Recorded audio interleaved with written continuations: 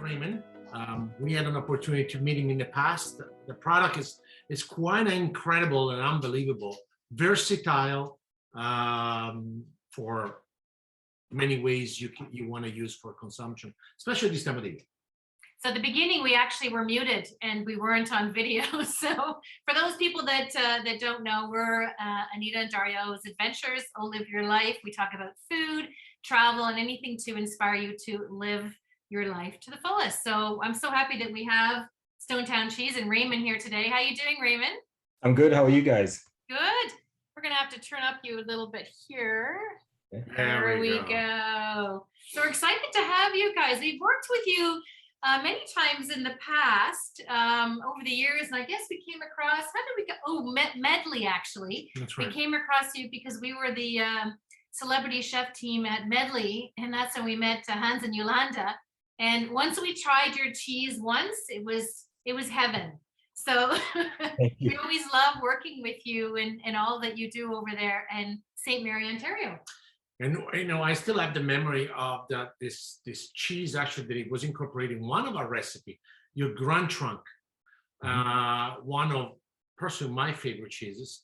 And I know, I'm pretty sure you got many more than you would like to share with us. But it was such a phenomenal cheese. Then we incorporated one of our recipe, then actually worked perfectly for the product. And I think the uniqueness about your company is the passion around the ground zero, meaning how to grow out the animals, so in this case, the cow, the habitat of the cows, and of course, your expertise on cheese making. Yeah, we had a great time just to, and then we're going to ask you some questions. But when we actually came to visit your facility, I mean, for people that want to take a drive, if they live in Ontario, it's definitely a drive to take. And to see the store and the facilities and how you take care of your cows, how the quality in making the cheese. I remember that, you had these bags of sand that you had in there for the cows to be able to relax comfortably.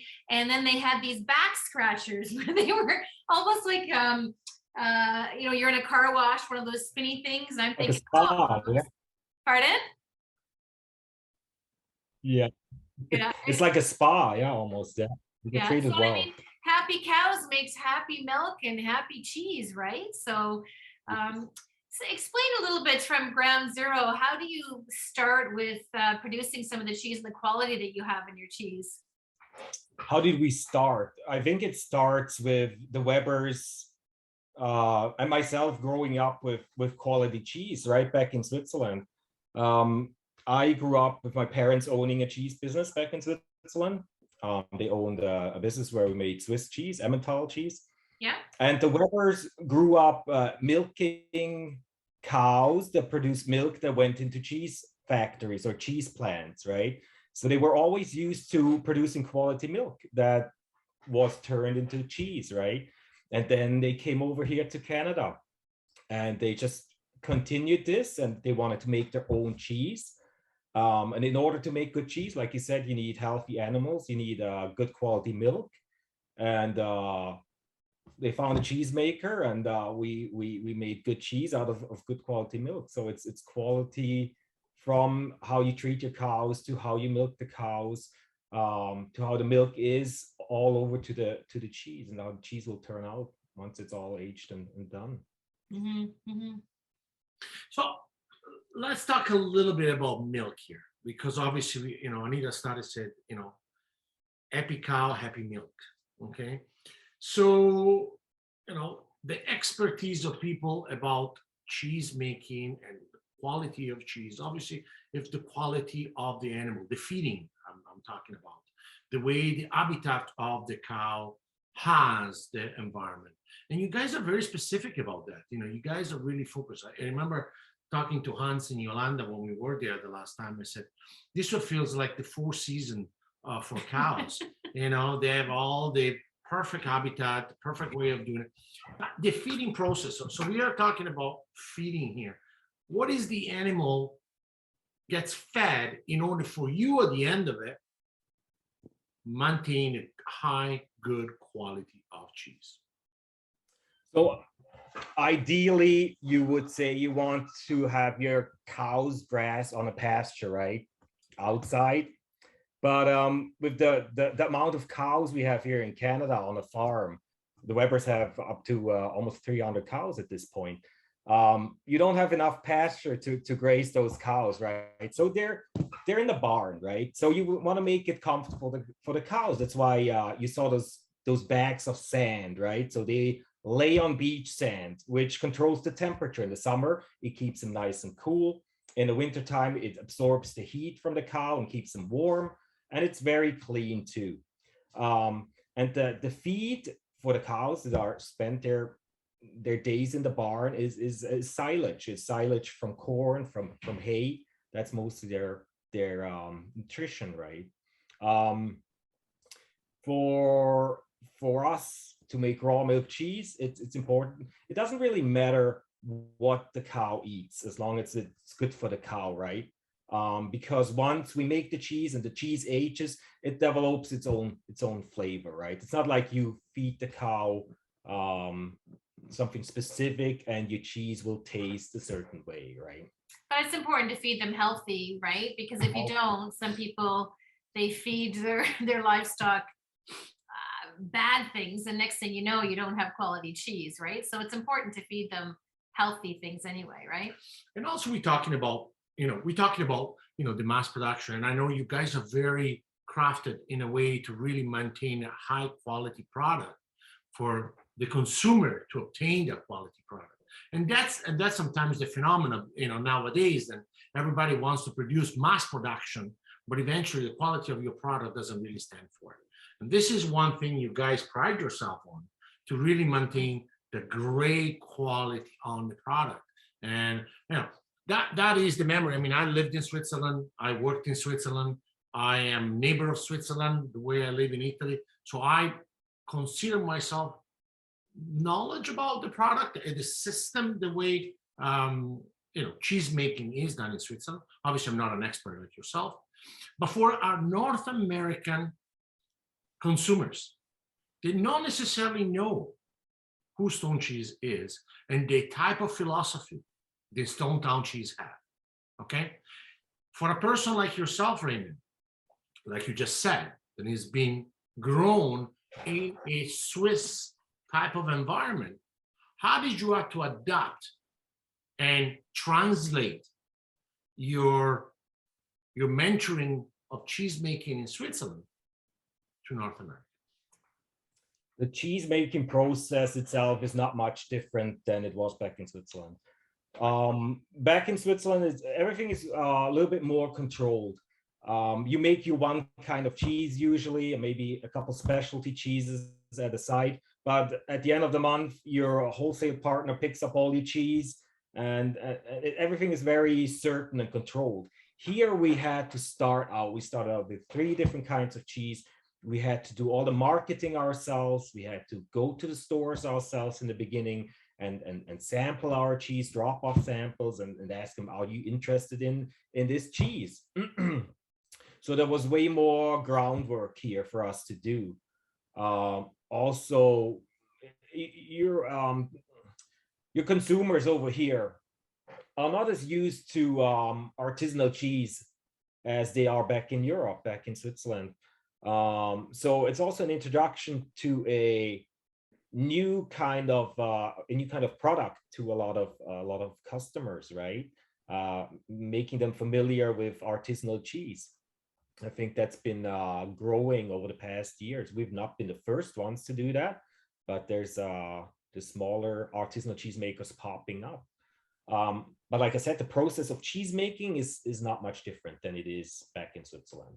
It's just more, yeah. I find it interesting because in North America, as a child, my parents had to, being from Holland, they had to go to the specialty markets to be able to get cheese. And in North America at the time, I mean, this is talking many years ago when I was a child, you'd have a block of a processed type cheese that was considered the cheese for North America. And my parents coming from Holland and from coming from Italy, you're shaking your head thinking that's not really cheese, it's more plastic. And So for North America to adapt, and now over the last few years, there is that exposure now in cheeses that come in from other markets and that. But with Stonetown, you're able to create that quality of cheese and then be able to use the cows from home, which is a great thing to try as well. And I think that people have broadened their minds on what's available out there for cheese, for the hard or soft cheese, for cooking or for charcuterie, which we'd love to get into as well. And it's nice to see that it's not just that square piece of plastic anymore. There's so many other options out there for people to try for their health and also for flavor, right? Well, health is a big one too, right? Yeah. That's probably one of the biggest thing, I think. You know, you look back, for example, of Love, the cheese producer. Okay, they really have to depend on the milk from somebody else, and you have to make sure that the farmer grows the animal in a specific way, and then you get your milk in it. For you guys, have 100% full control of your product from point zero to the final production, which is quite remarkable. Like, you know, it's not an easy process. No, it's not, but it allows us to make a quality product, right? This is the reason why we wanted to make raw milk cheese at Stonetown Artisan Cheese. This was our vision from the beginning, to differentiate us from other artisanal cheesemakers here in Ontario. There wasn't many that made raw milk cheese, and because we know our cows, we know who milks the cows, we know the quality of our milk. That is that allows us to make raw milk cheese. And raw milk cheese tends to age nicer, tends to create a nicer flavor in the cheese, right? And it's also a little bit more of a challenge to make a quality raw milk cheese, to produce a safe product, right? And that starts with safe, clean milk, right? So this really, having control over all the processes allowed us to make raw milk cheese, which is one of our selling points, right? Mm-hmm. Yeah, that's for sure. So for people that don't know, okay, what raw milk cheese means, and how is the process, okay? Could you please kind of give us an idea so people understand a little bit more? And when they go to a shelf and they see, I don't know, raw milk cheese, that's what it actually means. Yes. So the process between making raw milk cheese and making cheese from pasteurized milk is not that much different. Pasteurization means you heat the milk to a temperature and keep it hot at a certain time to kill off any bacteria that could potentially harm you, any pathogens. So that's usually, let's say, 72 degrees Celsius for 15 seconds. That should eliminates all the bacteria that could make you ill, like coli, E. coli, salmonella, listeria. Those are the most known, right? So when we make raw milk cheese, we don't pasteurize the milk. We stay below that temperature. We warm the milk up, because the milk comes to our cheese plant cold. It needs to be cooled down below 4 degrees Celsius. We have to reactivate the milk. So we warm it up, but we don't heat it up to pasteurization temperature. We have hurdles and steps in our production when we make raw milk cheese that eliminate any kind of harmful bacteria that could possibly in the milk. But like I said, it starts in the milk itself by having a clean milking process. When you touch the cows, when you milk the cows, when your equipment, utensils, they all need to be sanitized and clean. So you don't even get those pathogens into the milk. And if any of those pathogens make it into the milk, well, then we have steps within our productions, like heating the cheese curds, salting the cheese, aging the cheese for a certain length of time that eliminate any of those possible pathogens, right? So we have to be maybe a little bit more mindful when we make cheese from raw milk than when we make cheese from pasteurized milk. But on the other hand, when you pasteurize your milk, you don't just eliminate all the bacteria that could harm you potentially, you also eliminate all the bacteria that are good for your body that come within the milk, right? You kind of like, you don't sterilize the milk, but you wipe out all of the good beneficial bacteria that are within the milk, right? Which are the ones we try to keep in the raw milk cheese, and then we add culture to to the milk, our bacteria that control what's going on in the milk and later in the cheese, that will give us the flavor in the cheese later on that we desire, right? So that is really the difference here. Yeah. And it's interesting. Our philosophy at Live Your Life is that not to eliminate and cut everything out of your life, but to enjoy and bring good products into your life and good foods. And that's why Stonetown Cheese is so important. And we created the recipe with the onion soup as well. And we use Stonetown cheese. And I know with all the hard work that you guys have done, you're in Sobeys now, right? You're in Sobeys across Canada? Yes, we were fortunate enough to be part of a campaign they already started last year around Christmas time and Thanksgiving. But again, this year for Easter, we had 4 of our cheese, our Emmental Grand Trunk, Moonshine cheese, and I think Homecoming or Fontina, in each and every Sobeys store all over Canada. And same again in for Thanksgiving this year, which was for us quite a struggle to get all that cheese, not just made, but also pre-packed and boxed up and shipped out. But was great marketing. You probably had some really happy homes out there, right? Being able to access it much quicker from you. And I know that we've had some local companies here that have carried your cheese as well. So it is very special when you do get your hands on it, for sure. And we also have a special at the end for some of our members that we're going to talk about later, too, that if you order directly online from you, that we're going to talk about soon. But yeah, I guess we should talk a little bit about cooking with cheese and charcuterie. Did you have any specific questions? Well, there is one thing I want to start, but I want to go back for a bit. Okay, so we talk about, I remember the first time we came to Stonetown Cheese, and I think Raymond was the only person there doing the cheese. I think at that time it was really at the beginning. Oh, and the we have a video online of it too. Yeah. But the development of the company, and it's almost joyful to hear. The way you guys were able to expand and still maintaining those passion craft technique. And this is great. And the reason why I ask about raw milk and pasteurized and unpasteurized is because people don't understand that, but it's such of an important fact. I mean, I love raw milk cheeses. I always been a big fan of raw milk cheeses. So at the beginning, we talked about how to use your product. We are coming into the Christmas season now. We are into the season of people start creating a charcuterie board or what to do with cheeses. And we always say to everybody, cook and use local, and you guys are the classical example. So tell us a little bit of the variety of cheese that you would recommend right now, for example, for a type of charcuterie board. So obviously we're looking at a cheese maybe that is a bit more aged, and a cheese maybe that is a little bit softer that could be used. For example, I know you guys have a phenomenal selection of cheese that could be used for cheese fondue, okay? Which, for example, for us in Europe, we know that there's the classical cheeses for fondue that you use, but you guys have your specific type of cheese that you recommend.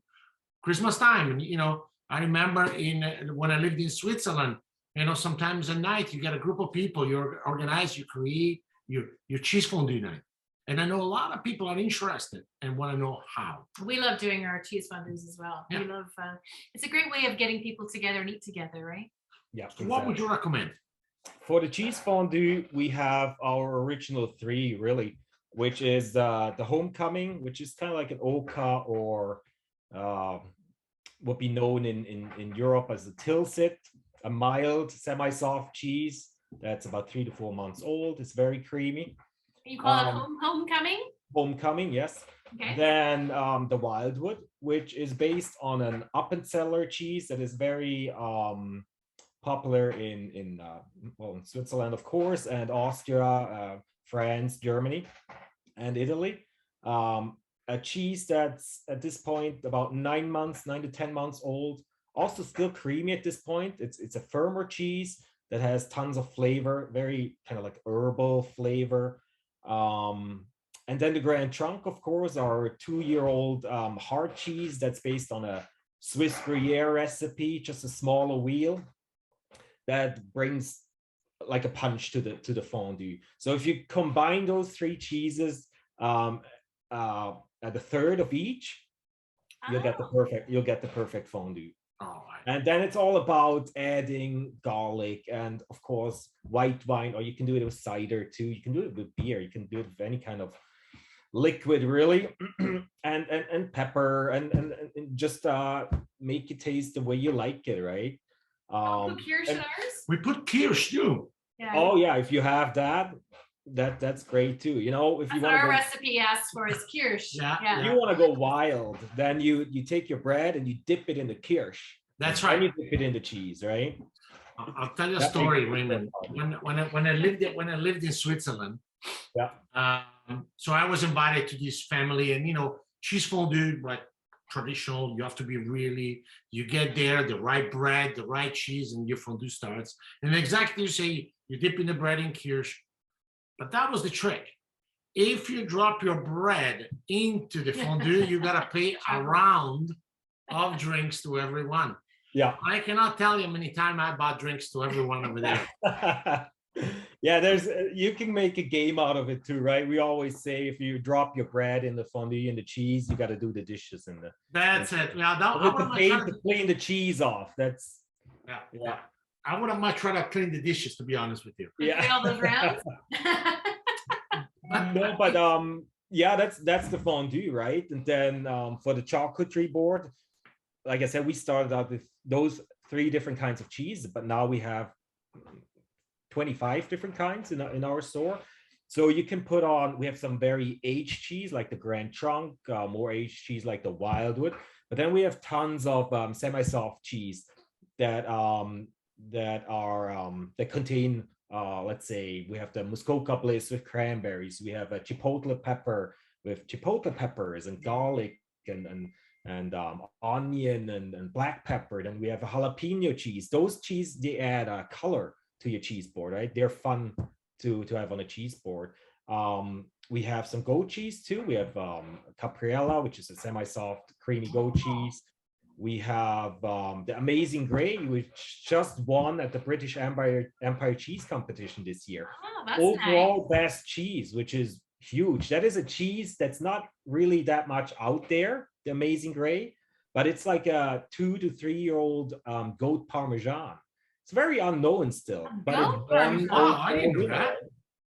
Huh? I didn't know that. Wow, Yeah, that's well, amazing. nobody knows. That's the problem. That's why I'm telling it here. It's an old cheese competition, but they don't publicize much about the competition itself and about the products who win there, right? It's a nice recognition if you get a medal there or a trophy, but unfortunately it doesn't get publicized much. But that is a cheese with lots of potential that we try to grow, for an example. And what's the name of the cheese again? Sorry. That's the Amazing Gray. That's like a 2-3 year old goat Parmesan.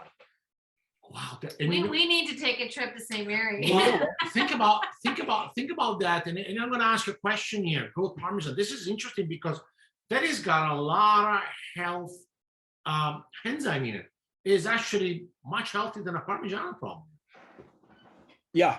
Well, you gotta be careful what you say now. Well, no, but but no, I know. But if you really look at it, that's actually quite of an interesting cheese. Then you can, you're talking about obviously it's a little more aged, right? Yeah. So for grading, for finishing, I actually think is the perfect. Correct me if I'm wrong, Raymond.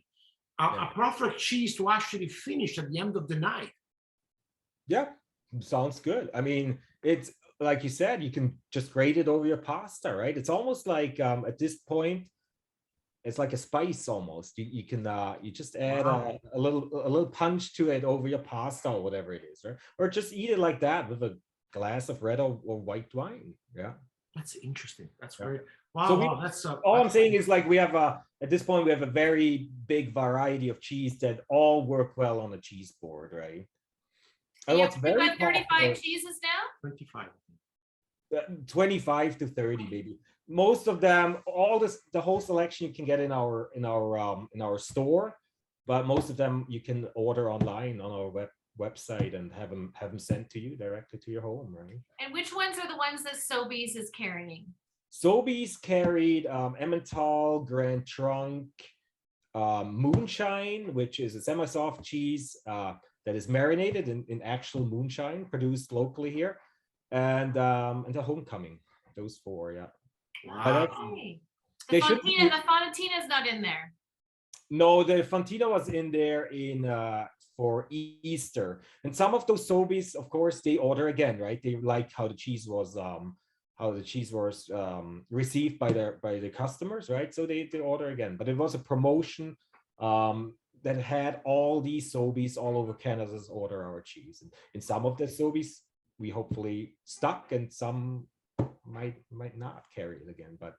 It was sure good to introduce our product to consumers in Western Canada, where we just trying to get in now. We still sell our cheese mostly in Ontario, right? Some of the cheese we sell in Quebec, which is a tough market for a European style cheese, considering their background in cheese making.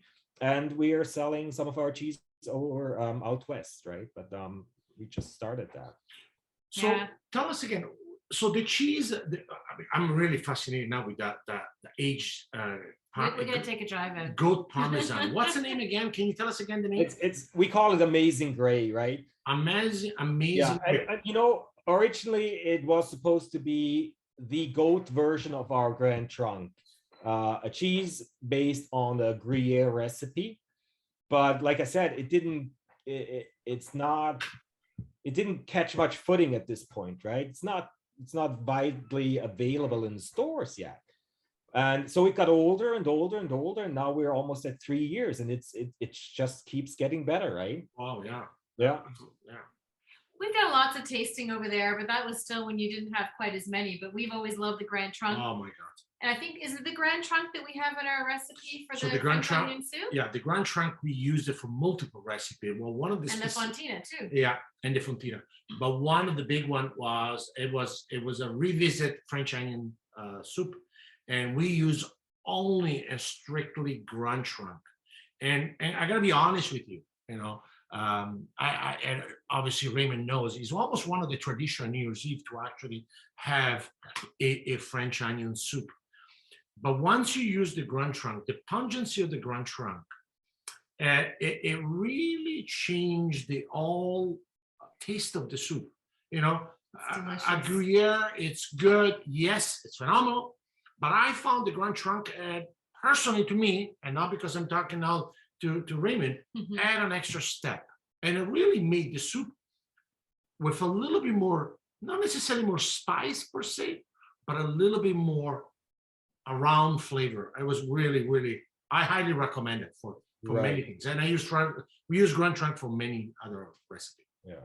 And I mean, that's our Grand Trunk is 2 years old at this point, right? A Gruyere, Swiss Gruyere or French Gruyere, which you would find in your stores, might be 6-9 months old, right? It doesn't have the same flavor profile as the Grand Trunk. But we also have we're still producing on a small scale, right?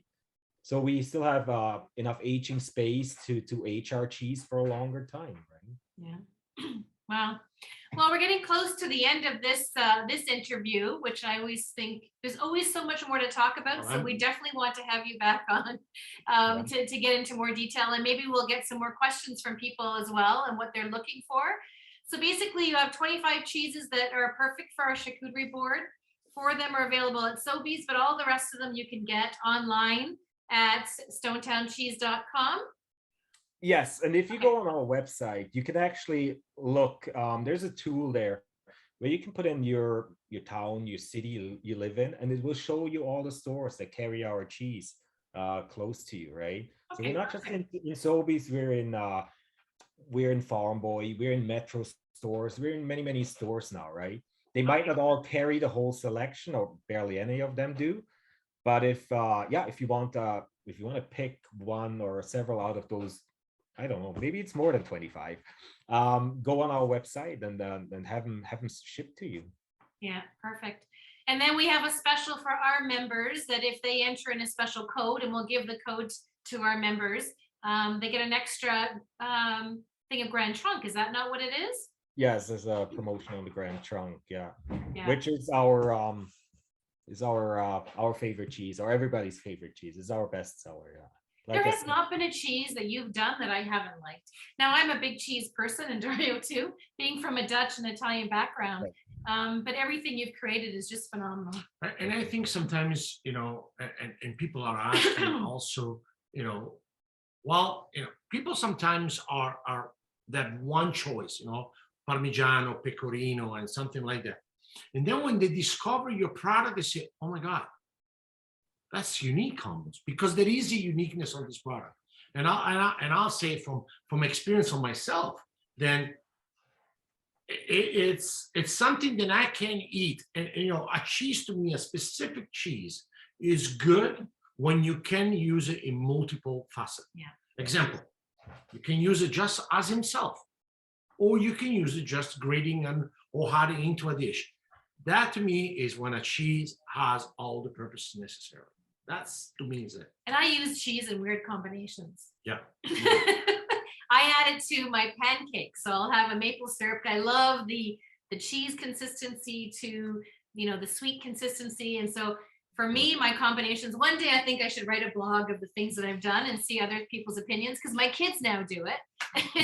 And whenever we're around people, even Dario said, that is just really crazy. But I love my cheese. And that's why we wanted to have you on today, because we really, really love what you guys produce. So if anyone gets a chance to drive down to St. Mary's, it definitely is worth the trip to come see the store there, try the different products. You can go online, or you can go onto their site and actually see what locations are available, which is phenomenal. And you've got to try this cheese. We've got our recipe online. I think we have a couple of them, but the one that stands out is the onion soup. So go on over to liveyourlife.com and check out that one. And for our members, we will be sending you the special link for the Grand Trunk, that you get an extra piece of cheese for the Grand Trunk that's available with the special too. So I think that's it for today. Yeah. Any other questions or anything you want to say, Raymond, before we sign off? No, it was a pleasure to be with you guys again. And we definitely have to do this again. We do have to do it again, and we'll fill in the gaps on those areas that we missed for this one. So there is the last thing I want to say. I need to, just before Christmas, I think Amazing Great sounds perfect. So I think we're gonna come for the visit to be gratefully. Yeah, please do. Yeah, please do. It changed a lot since you've been here the last time. Yeah. Oh, I'm pretty sure. Yeah. Sounds great. Well, thank you so much. Oh, thank you have guys. a great day. Yeah, you too. Bye-bye. Okay, take care.